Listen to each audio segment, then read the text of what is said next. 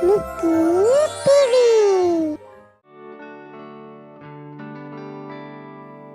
कहानी है सिलमपुर की, जहाँ रवि अपने माता पिताजी के साथ रहता था।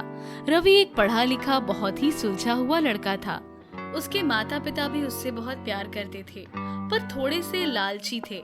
हमेशा उनके दिमाग में यही बात चलती रहती थी कि रवि अच्छा पढ़ लिख ले और अच्छी नौकरी कर ले, ताकि उसकी शादी एक ऐसे घर में हो जाए जहाँ से उन्हें बहुत सारा दहेज मिल सके। एक दिन रवि की माँ अपने पति से कहती है, अजी सबकी शादी हो रही है, हमें भी अब अपने बेटे रवि की शादी कर देनी चाहिए। लेकिन मैं आपको बता दूं, मेरे बेटे के लिए बहुत ही सुंदर और बहुत ही बड़े घर की लड़की देखना, जो साथ में बहुत सारा दहेज लेकर आए। अरे तुम बिल्कुल सही कह रही हो भाग्यवान। तुम चिंता मत करो, हमने अपने बेटे को इतना पढ़ाया लिखाया है, उसकी इतनी अच्छी नौकरी लग गई है, तो ऐसे ही किसी भीख मांगे के घर में थोड़ी ना उसकी शादी कर देंगे। मैंने बात कर रखी है उसके लिए, और मैंने बहुत बड़े घर की लड़की देखी भी है।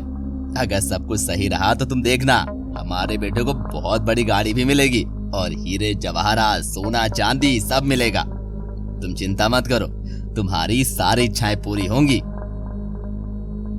दोनों माता पिता ये सोचकर बहुत खुश हो रहे थे कि वो अपने बेटे की शादी एक बहुत बड़े घर में करेंगे और बहू बहुत दहेज लेकर आएगी। लेकिन रवि की ऐसी कोई इच्छा नहीं थी। उसे तो सिर्फ एक सीधी सादी सुशील लड़की चाहिए थी, जो उसके माता पिता की सेवा कर सके और उसे बहुत सारा प्यार दे सके। ऐसी ही एक लड़की एक दिन रवि की कंपनी में उससे टकराती है। वो इंटरव्यू देने आई थी, जो रवि को देखकर उससे कहती है, हाय मेरा नाम मेघना है, क्या आप मुझे बता सकते हैं इंटरव्यू कहाँ पर चल रहा है? हाय मेघना, नाइस टू मीट यू।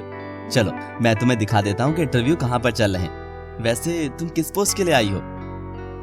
मैं एचआर के लिए आई हूँ। सुना है यहाँ पर पोस्ट खाली है, तो सोचा अप्लाई कर देती हूँ। और इस कंपनी के बारे में भी काफी कुछ सुना है। वैसे मुझे लगता है आप इस कंपनी में ही काम करते हैं। आप किस पोस्ट पर हैं? मेघना, मैं यहाँ पर सीनियर मैनेजर की पोस्ट पर हूँ और तुम्हारा इंटरव्यू मैं ही लेने वाला हूँ। जैसे ही मेघना ये सुनती है, वो थोड़ी सी घबरा जाती है, लेकिन रवि उसे रिलैक्स होने को कहता है और उसका इंटरव्यू लेता है। वो इंटरव्यू में पास भी हो जाती है और ना जाने क्यों रवि के दिल में मेघना ने एक जगह सी बना ली थी। वो घर जाकर भी सिर्फ मेघना के बारे में ही सोच रहा था।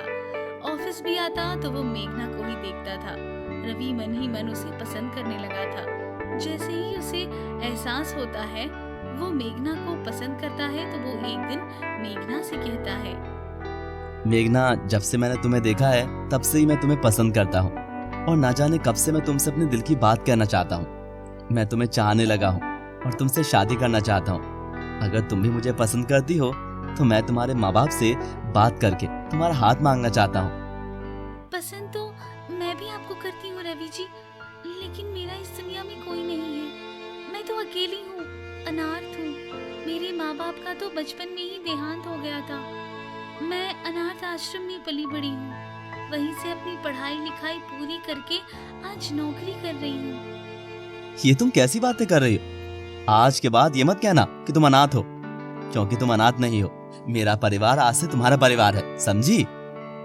रवि मेघना को एक मंदिर में ले जाकर सीधे साधे तरीके से शादी कर लेता है और अपने घर ले आता है और घर लाकर अपने माँ बाप से कहते हैं, माँ, पिताजी, ये मेघना है, मेरा ऑफिस में काम करती है, बहुत ही अच्छी और पढ़ी लिखी लड़की है।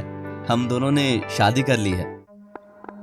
वाह बेटा वाह, तूने तो माँ बाप को पूछना तो दूर, उन्हें बताना भी जरूरी नहीं समझा, जाकर ऐसे ही शादी कराया। हमें तूने अपनी खुशियों में शामिल भी नहीं किया। लड़की तो सुंदर है, लेकिन इसके माँ बाप, उन्हें तो पता है या उन्हें भी नहीं पता? उनकी मर्जी से तो शादी करी है। माँ, मेघना एक अनाथ लड़की है। इसकी परवरिश अनाथ आश्रम में हुई है। इसने वहीं से पढ़ाई लिखाई की है, पर ये दिल की बहुत अच्छी है। वाह बेटा वाह, शादी भी करी तो ऐसी लड़की से जिसके खून खानदान का कुछ नहीं पता। ये तो अपने साथ एक जोड़ी कपड़े भी नहीं लेकर आई है। तुझे हमने इसीलिए पढ़ाया लिखाया था कि एक दिन तू हमारे अरमानों पर पानी फेरकर एक अनाथ लड़की को हमारे घर लाकर खड़ा कर देगा। बेटा, मुझे तुझसे ऐसी उम्मीद नहीं थी। मेघना ये सब बातें सुनकर दुखी हो जाती है। उधर रवि के माँ बाप के अरमानों पर पानी फिर जाता है। रवि अपनी पत्नी को अंदर ले जाता है और अपने ग्रस्त जीवन की शुरुआत करते हैं। रवि की माँ उसके पिताजी से कहती है, हमारे बेटे ने तो हमारे सारे अरमान तोड़ दिए हैं। एक अनाथ लड़की को हमारे घर लाकर बिठा दिया। हाँ, मुझे रवि से ऐसी उम्मीद नहीं थी कि वो इतनी बेवकूफी करेगा। हर लड़के के अरमान होते हैं कि उसकी शादी में उसे बहुत कुछ मिले। ये हमारा बेवकूफ नालायक लड़का एक अनाथ को बहू बना कर ले आया। हाँ जी, आप चिंता मत करिए। लेकर तो आ गया है, लेकिन मैं उसे टिकने नहीं दूंगी। उसका इस घर में जीना हराम कर दूंगी।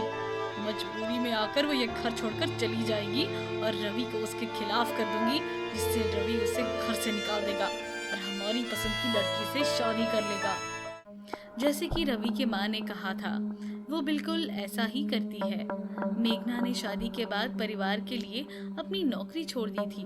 तो जब रवि ऑफिस चला जाता था तो वो मेघना पर अत्याचार करती थी, उससे पूरे घर का काम करवाती थी। मेघना बेचारी चुपचाप सब करती रहती थी, बिना कुछ शिकायत करे। उसने एक बार भी रवि से शिकायत नहीं करी। एक दिन रवि मेघना को धूप में हाथ से कपड़े धोते हुए देखता है और उससे पूछता है, अरे मेघना, तुम हाथ से क्यों कपड़े धो रही हो? हमारे यहाँ तो मशीन है ना, तुम मशीन से कपड़े क्यों नहीं धोती? और इतनी धूप में बैठकर तुम कपड़े धो रही हो, तुम्हारी तबीयत खराब हो जाएगी पागल। रवि, मुझे आदत है, मुझे मशीन के कपड़े धुले हुए पसंद नहीं आते, इसलिए मैं हाथ से धो रही हूँ। और यहाँ बाहर ताज़ा पानी आ रहा था, इसलिए यहीं पर धो रही हूँ। तुम चिंता मत करो, बस मेरे कपड़े धुल ही गए हैं। मेघना अपने साथ हुए अत्याचार के बारे में रवि को कुछ नहीं बताती। फिर समय बीतता रहता है और वो गर्भवती हो जाती है। अपनी गर्भवती होने की खबर वो सबको देती है। उसके सास ससुर का मन टूट जाता है कि अब वो कैसे उसे घर से निकालेंगे, लेकिन उसकी सास अपनी हरकतों से बाज नहीं आती। वो मेघना से और ज्यादा काम करवाना शुरू कर देती है। फिर कुछ दिनों बाद रवि को किसी काम से शहर से बाहर जाना था, तभी उसके सास ससुर प्लान बनाते हैं। अजी, हमारे पास अभी मौका है। रवि 2 दिन के लिए बाहर गया है। हम ऐसा करते हैं कि इसे जलाकर मार देते हैं। किसी को पता नहीं चलेगा और ये कह देंगे दिमाग में कमी थी, पता नहीं क्या हुआ, खुद ही आत्महत्या कर ली। तुम बिल्कुल सही कह रही हो, हम यही करेंगे, कम से कम इससे तो छुटकारा मिलेगा। फिर दोनों मेघना को कमरे में बंद कर देते हैं और वहाँ आग लगा देते हैं। वो जोर जोर से चिल्लाती है, बचाओ बचाओ, कोई तो मेरे बच्चे को बचाओ, माँ जी मेरे बच्चे को बचाओ। सास ससुर दोनों मेघना की हालत देखकर बाहर खड़े हंस रहे थे। फिर मेघना जमीन पर बैठ जाती है और माता रानी से कहती है, हे माता रानी, आप भी तो एक माँ हो, आप मेरा दर्द समझ सकती है। मैं गर्भवती हूँ और मेरे सास ससुर मुझे मारना चाहते हैं। मैं अपने बच्चे को मरता हुआ नहीं देख सकती। कुछ तो कीजिए माँ, कुछ तो दया कीजिए अपने भक्त पर। माँ, आज आपको एक माँ की पुकार सुननी पड़ेगी।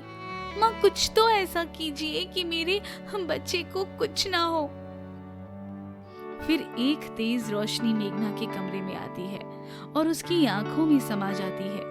जैसे जैसे मेघना के आंसू गिरते हैं, आँख खुद ही बुझनी शुरू हो जाती है, क्योंकि मेघना के आंसू माता रानी ने जादुई बना दिए थे। तो जैसे ही मेघना की जादुई आंसू गिरते, उससे बहता पानी अधिक मात्रा में हो जाता है, जिस कारण पूरे कमरे में पानी ही पानी होता है और आग बुझ जाती है। फिर खुद से कमरे की कुंडी भी खुल जाती है और मेघना बाहर आ जाती है। वो बाहर आकर अपनी सास ससुर को कहती है, माँ, पिताजी, आपको जरा भी शर्म नहीं आई? अपने ही घर के चिराग को आप मारना चाहते थे। आप अपने लालच में इतना गिर गए हो कि आपको ये भी नहीं दिखा कि मैं गर्भवती हूँ। आपने मुझ पर आज तक कितना अत्याचार किया है। मैंने कुछ नहीं कहा, पर आज तो आपने हद कर दी। आज आपकी वजह से मेरा बच्चा मुझसे दूर हो सकता था। वो तो माता रानी ने मेरे आंसू को जादुई आंसू बना दिया, वरना आज मेरे बच्चे के साथ अनर्थ हो जाता। मेघना हमें माफ कर दे और तू किसी को कुछ बताना मत, खासकर रवि को। पिताजी, मैंने कभी रवि को आपके बारे में नहीं बताया क्योंकि मैं जानती थी कि माँ बाप का ना होना कितना दर्द देता है। मेरे तो माँ बाप नहीं है लेकिन रवि के है।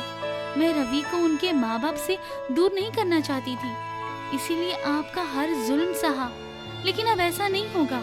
मैं रवि को सारी बात बताऊंगी और अभी पुलिस में जाकर आपकी कंप्लेन करूंगी कि आपने मेरी और मेरे बच्चे की जान लेने की कोशिश करी, क्योंकि आज मेरी सहन शक्ति खत्म हो गई है।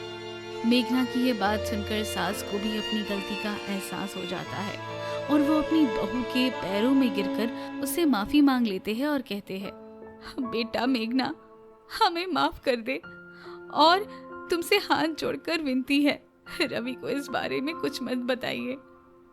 अपनी सास ससुर के बहुत विनती करने पर मेघना उन्हें माफ कर देती है और उसके सास ससुर वाकई में बिल्कुल बदल चुके थे। वो मेघना का बहुत ध्यान रखने लगे। रवि ये देखकर बहुत खुश होता है और मेघना कुछ समय बाद एक लड़की को जन्म देती है।